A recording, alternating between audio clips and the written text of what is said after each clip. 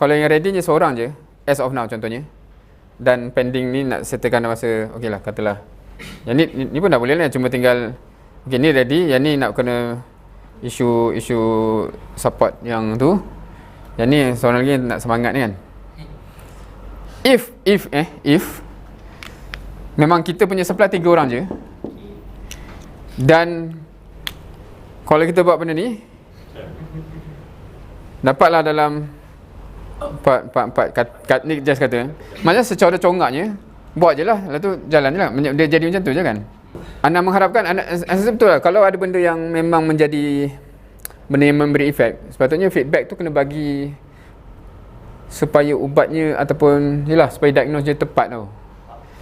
Contohnya kalau cakap tak semangat, sebab kadang tak semangat tu apa? Sebab kadang-kadang anda cerita ni tak semangat lagi sebab anda driven by purpose dan reason kan. Sebab anda memang ni, kalau link dia sini, anda daripada awal-awal memang tak suka jumpa orang, jadi kalau jumpa orang untuk ni anda pergi lah.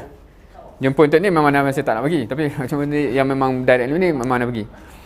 Tapi itu assumption anda, macam anda cerita benda ni, setengah orang tu bukan solusi dia. Macam anda cakap, kalau anda dah nak buat, tapi setiap kali respon anak HC tu yang ni kan, siapa yang ada masa mind setting anda yang sampai tu ni yang macam apa?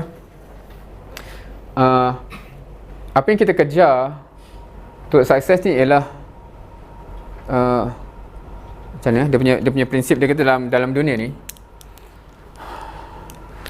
dalam apa kita akan 99 kali jumpa the wrong answer sebelum kita akan dapat satu answer.